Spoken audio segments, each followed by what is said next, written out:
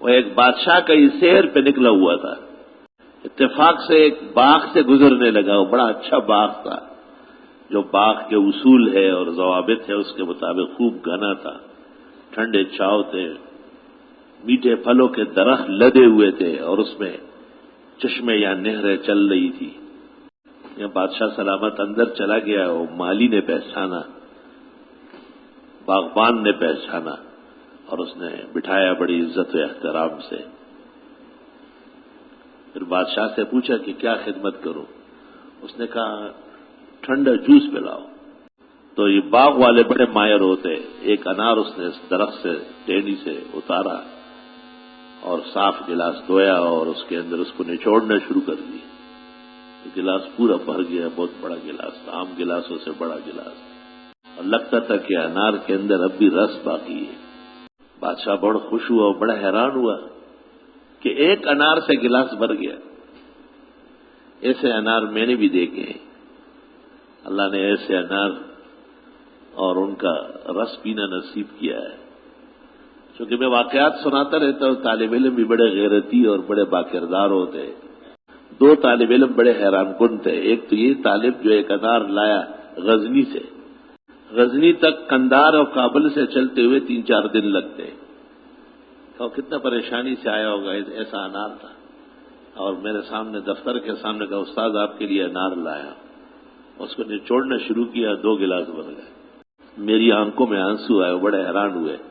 میں نے کہا امیر حبیب اللہ خان افغانستان کا بادشاہ ہندوستان آیا تھا، شیخ الہند مولانا محمود الحسن نے دہلی میں ڈاکٹر انصاری کے گھر پر ان کی دعوت کی، وہ دارالعلوم دیوبند بھی دیکھنا چاہتا تھا، بڑا مسلمان فرمان روا تھا۔ کسی نے کہا خان صاحب ہم نے سنا ہے آپ کے ہاں کابل میں ایسے انار ہوتے کہ ایک انار سے گلاس بھر جاتا ہے۔ انہوں نے کہا یہ تو عام سی بات ہے، انار سے تو گلاس بھرتا ہے، ہندوستان میں تو ہم 5-6 انار نچوڑتے ہیں۔ اس نے اپنے خانسامے کو بلایا اور اس سے پوچھا کہ ہمارے سامان میں انار ہے؟ کہا بھلے سے انار ہے، کہا ایک انار صاحب کے سامنے نچوڑو۔ کتنا اعتماد تھا، وہ ایک انار لے آیا، اس کو دھویا، گلاس کے اندر نچوڑنا شروع کر دیا، وہ بھر گیا۔ تو بادشاہ نے بھی یہ تماشا دیکھا، وہ بہت خوش ہوا، بڑا حیران بھی ہوا۔ کچھ دیر بعد جب روانہ ہونے لگا تو اس مالی کو کہا کہ ایک گلاس اور پلائے۔ اس نے کہا بالکل۔ اب کہ وہ انار نہ توڑتا ہے اور نچوڑتا ہے، اور پھر ایک اور پھر ایک اور بڑی مشکل سے کئی 5-6 انار سے جا کے گلاس بھر گیا۔ بادشاہ بڑا حیران ہوا اور اس مالی سے پوچھتا ہے کہ پہلے تو آپ نے ایک انار سے گلاس بھرا اور اب 4-5 انار نچوڑے اور مشکل سے بھرا، یہ کیوں؟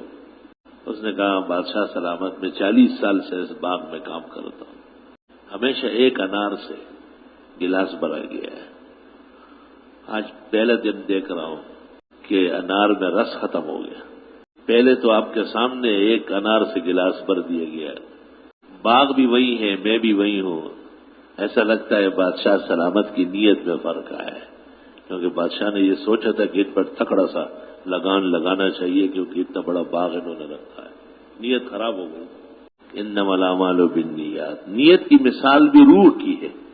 روح توانا ہو تو جسم کمزور بھی ہو تو آدمی چلتا پھرتا ہے، اور روح مرجھا گئی یا جانے لگی تو مستنڈے کا جسم پہلوان کا وہ کام چھوڑ دیتا ہے، بستر پہ لیٹ جاتا ہے۔ جو حیثیت جسم کے اندر روح کی ہے وہی حیثیت اعمال کے اندر نیت کی ہے۔ ارادہ اور عزم ہمیشہ نیکی کا اور صلاح کا رکھے، ایسی بہترین نیت رکھے کہ کوئی چیز اس کے ساتھ متصادم ہو جائے تو اس چیز کو چھوڑ دو، لیکن اپنی نیت خراب نہ کرو۔ اور ایک آدمی کسی کو کچھ تعاون دینے لگا، 500 روپے 1000 نکالے کہ آپ قبول، اس نے کہا میں تو مستحق نہیں ہوں۔ وہ بڑا پریشان ہو کہ وہ 1000 روپے کا نوٹ ہاتھ میں لے کے کھڑا رہا۔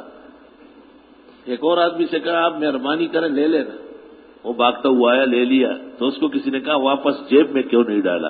کہا میں اللہ کے نام پر دینے کی نیت کر چکا تھا، اس کو توڑنا اور فسخ کرنا یہ قیامت سے کم نہیں ہے۔ خیر سے پیچھے ہٹنا ہو یا اس کے بارے میں غلط سوچنا یا اس سے پہلو تہی اختیار کرنا مومن کے مراتب کی خلاف ورزی ہے۔ مومن کے مراتب تو بلند ہوتے ہیں، آگے بڑھتے ہیں، اور پھر جب آدمی کو یہ احساس ہو کہ میرا آخری وقت ہے. اور حدیث میں تم نماز ایسی شوق سے پڑھا کرو، اتنی اچھی اور اطمینان سے پڑھا کرو جیسے یہ آخری نماز. تو اگر اس زمانے کے لوگوں کو پتہ چلے وہ نماز چھوڑ کے بھاگ جائیں گے کہ یہ آخری ہے تو بس میں جا ہی رہا ہوں. اور اس بے انصاف کو یہ پتہ نہیں کہ یہ نماز ہی وہ دولت ہے کہ جس کی وجہ سے آخرت بنے گی. نماز ہی وہ دولت ہے جس کا کوئی بدل نہیں ہے. نماز ہی پڑھنی پڑے گی. اور کتنی عجیب بات ہے کہ روزہ سال میں 1 مہینے کا، زکوٰۃ مال میں سال میں 1 دفعہ، حج عمر بھر میں 1 مرتبہ، لیکن نماز روزانہ 5 فرض اور سنتیں اور نفل ساری ملا لو تو 50 بن جائے گی. وہ جو رسول اکرم صلی اللہ علیہ وسلم کو شب معراج میں پہلے 50 دی گئی تھی، وہ 50 اب بھی برقرار ہے، مگر اس کی شکل علیحدہ ہے. اس کو اختیاری کر دیا گیا، نفل بنا دیا گیا، سنت کر دیا گیا، واجب، تہجد، قیام اللیل، تحیۃ المسجد، تحیۃ الوضو، اوابین، اشراق، چاش، قبلیہ، بادیہ، یہ سب ملا کر کے 50 بن جاتی ہے. اس سے ایک اور عجیب بات سنو. اللہ اکبر، توبہ استغفر اللہ. اور زندگی میں پہلی مرتبہ یہ بات کر رہا ہوں. وہ یہ کہ اللہ نے جو 50 کی نیت کی تھی دینے کی، اور آپ بار بار موسیٰ علیہ السلام کے کہنے سے جاتے تھے کہ یا رب خفف عن عبادک، پروردگار بندوں کے ساتھ نرمی فرمائیے، 50 نمازیں فرض ہو جائے، یہ بہت زیادہ ہے. آپ 5 کم کرتے رہے ہو، 5 رہ گئی.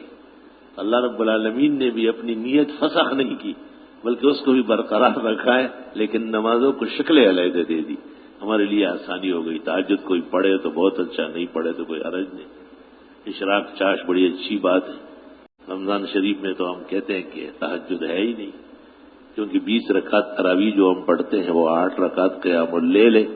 رات کو سونے سے پہلے جو نفل ہوتے اس کو قیام اللیل کہتے ہیں، اور سو کر کے اٹھے تو وہ تہجد کی 12 رکعت ہے.